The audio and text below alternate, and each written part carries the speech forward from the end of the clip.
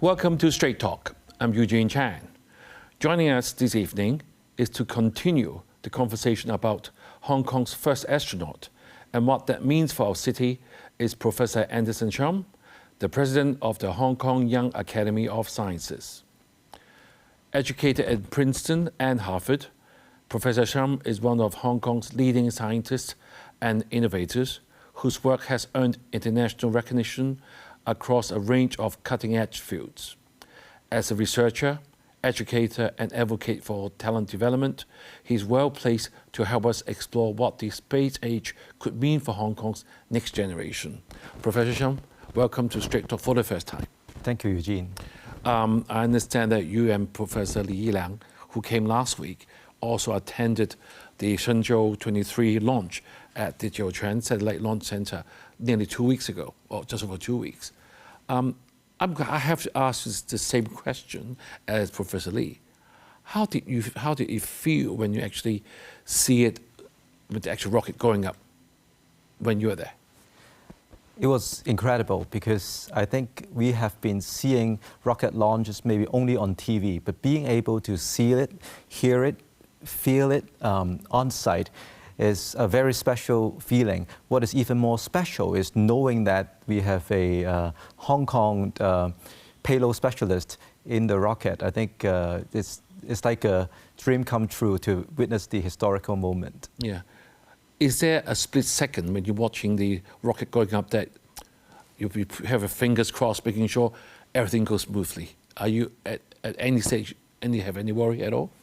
I think I was too excited to think about that. And also as a scientist, I was very much amazed by how precise and how well controlled such explosions and flame are going up, driving the rocket in such precise manner. And I think to me, that was very incredible. Right. Anderson, I mean, we talked a bit earlier before the show and I asked you how long it needed to travel to Jiuquan. Maybe you can share with the viewers how easy was the trip or was it a smooth ride? First, to get to the Jiuquan area, we have to take a flight, but there's no direct flight from Hong Kong to Jiuquan. So normally you have to connect maybe at Beijing or Chengdu. There's also direct flight from Guangzhou to Jiuquan. The flight from Guangzhou to Jiuquan is about 4 hours, but then from the Jiuquan airport to the actual satellite launch location, it takes another 4 to 4.5 hours. So it's pretty far. Right. Is it quite a deserted area when you're there, or there were a lot of people there as well? The Jiuquan area is pretty much a city, and on the flight to there, you actually see a lot of beautiful mountains, etc. And then when you travel on the shuttle from the Jiuquan city to the launch location, you gradually get into more empty land and fields, and it feels more like you are entering the launch site. And once we arrived there, there were already quite a lot of people gathering around there, I think, awaiting this exciting moment. Right. Were people, do they have special permits to be there, or just anybody can be there? I'm just wondering. I'm not 100% sure, but my feeling is that when there is no launch, it could be open to outside people for tourists. But when there was a launch, there was an area that we have to register first. The bus has to get registered before it can enter the area. Right. So if you're given another chance, will you want to watch another rocket launch? Sure. I think it's not common that you can go there and see it so close. Right. I mean, let's move on from your experience now. I mean, I know that you are a scientist. You're president of the Hong Kong Young Academy of Sciences. Yes. That you told me that you have a group of young scientists that are very keen to do R&D for Hong Kong. Definitely. So how do you see this launch exercise? I mean, you're there yourself. Has it changed anything, or would it change anything? I think as a scientist, we always try to break new boundaries. And I think in the past, for us, for young scientists in Hong Kong, space is a kind of boundary. But now being able to see that Hong Kong people also have opportunity to be payload specialists, and also experiments, instruments, etc., can join the launch to the space.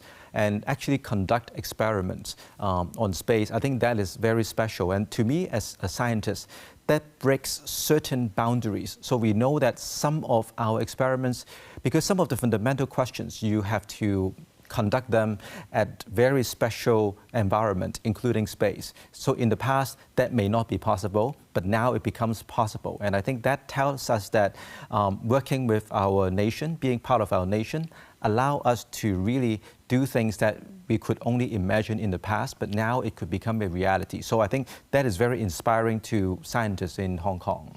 Right, so that means for Dr. Lai Ka-ying's trip, not only she has made history for Hong Kong, Yep.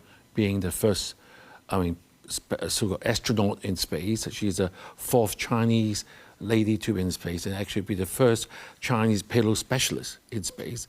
Apart from all that, she actually has inspired all of you to say, hey, we are very close to it or we can be part of it. Yes. I think definitely the impact or the implications are in the aerospace area, but I think it can go beyond that because I think it's very symbolic that even space, Hong Kong scientists have ability to access. But then I think besides aerospace, there are also many other scientific disciplines that in the past, maybe Hong Kong scientists feel that is too distant. But I think having this symbolic breakthrough, it gives us hope that there are boundaries that we can potentially cross as well. Right. You know, Professor Lee was here last week and he told us that there's a few universities in Hong Kong that has space work or space program that actually we have our instruments actually being part of the nation's development. For example, for Hong Kong U, they have a spectrometer for the Tianmen 1 and Tianmen 3 for the Mars mission. But interestingly, I mean, I'm being a person in public service for so many years, we have hardly heard of such achievements. Why is it that all these great achievements has been under the radar for so long? Maybe you can tell us. That's also one of the missions that we have in the Hong Kong Young Academy of Sciences. We feel that Hong Kong scientists, especially young scientists, are very capable and doing a lot of exciting science and innovations. But part of it, like you mentioned, may not be heard by the general public. And I think so what we try to do is science popularization and also trying to organize a lot of programs and events for even younger children and secondary school students, primary school students, for them to get to know what Hong Kong scientists are doing, what are some of the exciting areas that Hong Kong scientists also have been making important contributions to. Right, Professor. You know that Hong Kong has been known for finances and also our professional services. And now suddenly we realize education, as we know, actually even more for sciences, that we have a role to play. So where do you see Hong Kong play further into our nation's sort of scientific development? Is space the only area or there are other areas that you can actually identify? I think there are lots of other areas. Space is certainly one of the ones that I think are getting, that is getting a lot of attention because of the involvement in the Shenzhou 23. But there are also many other areas such as life and health technologies, AI, etc. And I think that's one of the reasons why as scientists we are very encouraged to see that in our nation's 15th five-year plan, we have been designated as the International Innovation and Technology Center. And also I think we also have the aspiration to become the international hub for high caliber talents.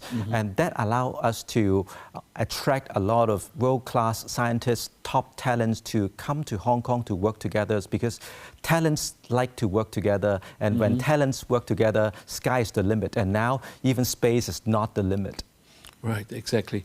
You know that the word STEM has been used a lot, and Hong Kong, we have a Hong Kong Academy of Gifted Education, whereby the students are given chances to be exposed to courses, international competitions, or even field trips.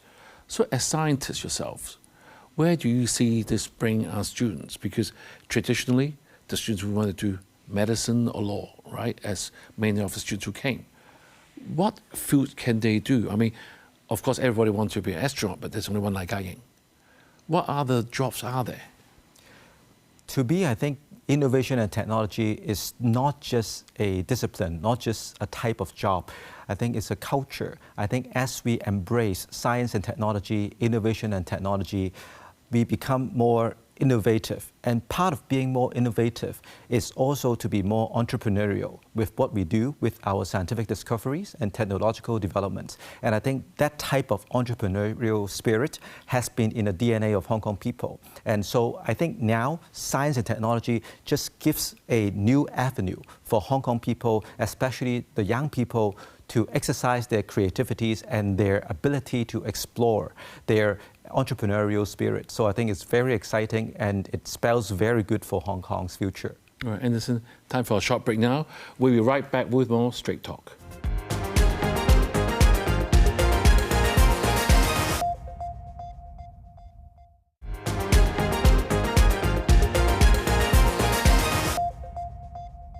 Welcome back to Straight Talk. We are talking to Professor Shum, President of the Hong Kong Young Academy of Sciences, about our city's first astronaut in space and the broader implications for education, innovation, and talent development locally. So, Anderson, I think you have rightly pointed out to the viewers one very important term right at the end of the first part is entrepreneurial, because entrepreneur is in the Hong Kong people's DNA. And now, if they have seen INT has this possibility, people are going to come in. So let's go back to your Hong Kong Young Academy of Sciences. Can you tell us a bit more? I mean, this is a young organization, and what will be your objectives, and why do we need an academy, especially with the word young? Thank you for asking that. It is a chapter of the Hong Kong Academy of Sciences, established in 2018. Now we have about 73 young scientists as our member. All of our members come from the different institutions in Hong Kong. They are all very much, I would say, experienced, even though we are young, in science and in research and in a lot of our innovations as well. I think it is set up by the Hong Kong Academy of Sciences to encourage young scientists to have our voices also heard in multiple areas. For example, in popularizing science, in advocating policy, in encouraging academic exchanges, and also liaison, for example, with the industries and also important stakeholders. So I think we are very honored and very pleased that we have a voice where young scientists with experiences in our universities, with our research, with our network in the international and mainland academic communities to get together and share our experiences and sometimes what we are going through, what we think will be really good for Hong Kong's technological developments. Mm-hmm.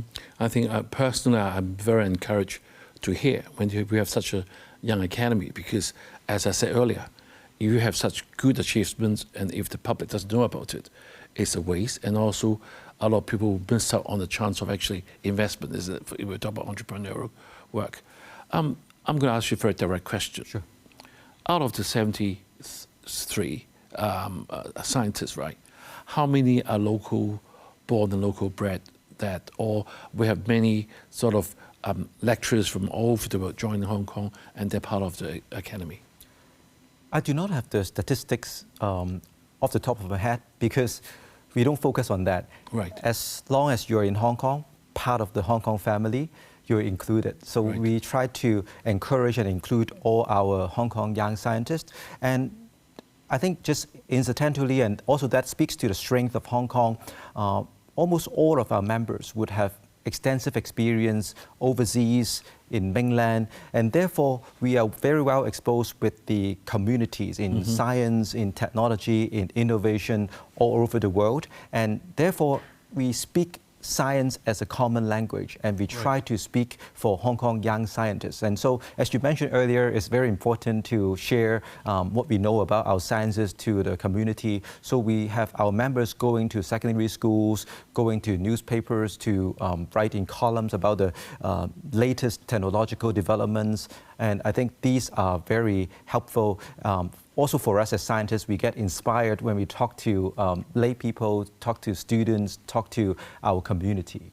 Right. When you're talking about sort of going to see students in schools, I'm sure you want to encourage them to not only to study sciences, but to pursue a career in I&T.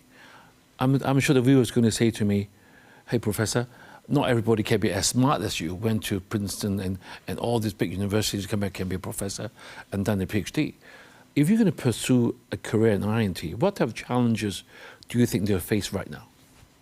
I think the challenge is exactly that we cannot tell or encourage what the students should be doing by saying what we want to say.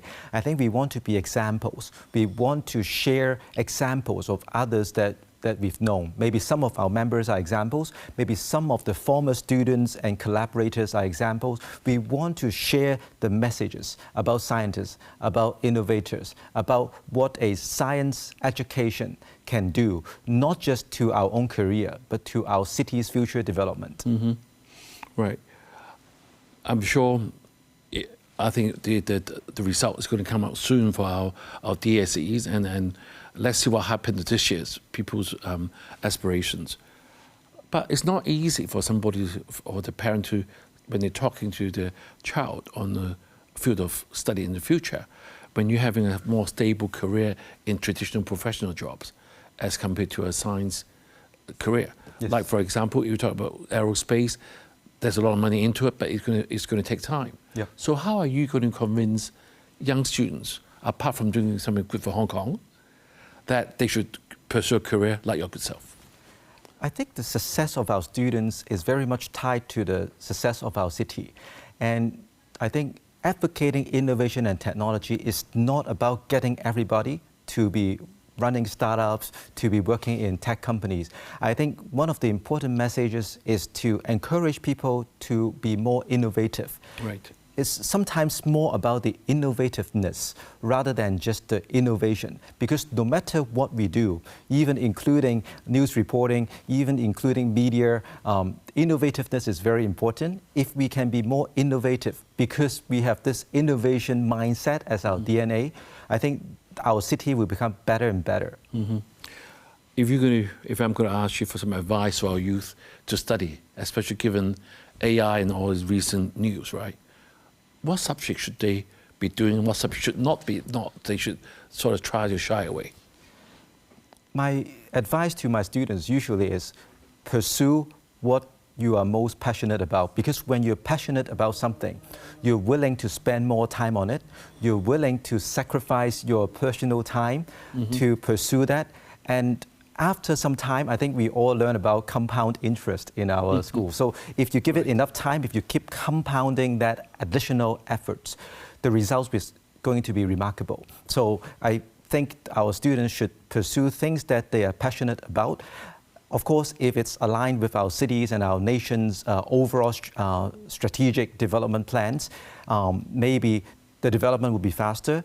But I think the city is diverse enough to accommodate lots of different talents. So if your passion is on something that you think can contribute to our society, the community, and even humanity, I think just pursue it with all your efforts and the future will be bright.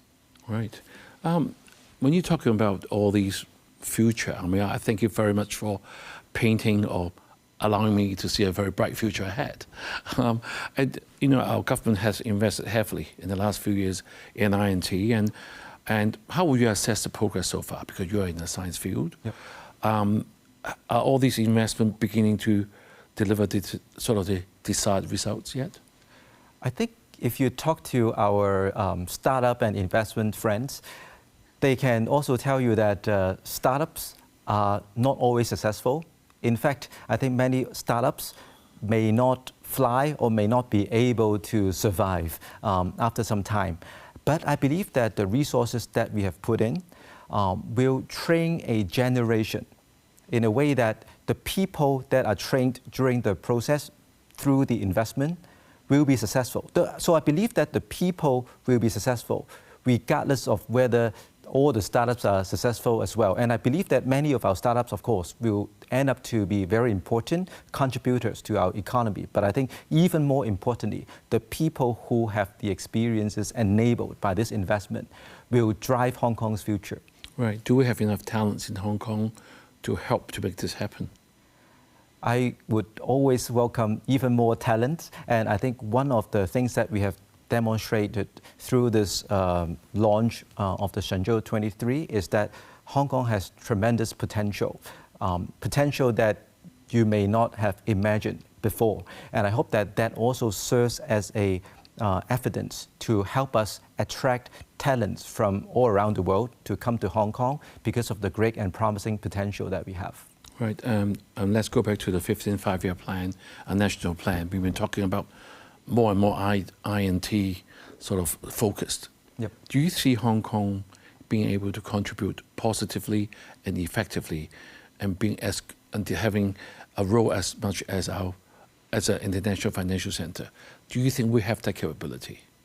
I believe so, because I think Hong Kong, through the one country, two system, we have some unique advantages, including our legal system that is very much well connected with other common law areas. And also, I think the 15th five-year plan rightfully assigned us as the international hub for high caliber talents, because I think the lifestyle in Hong Kong is very friendly to talents from all over the world. And with our ambition and investment in innovation and technology that you have also mentioned earlier on, I think the potential that people can see is enormous. And I think if a lot of talents are able to come to Hong Kong, and if we provide them with the right support and right resources to thrive, I believe that we can contribute to our nation in a very unique manner. Well, I'm going to ask you a last question. I need a very brief answer. Sure.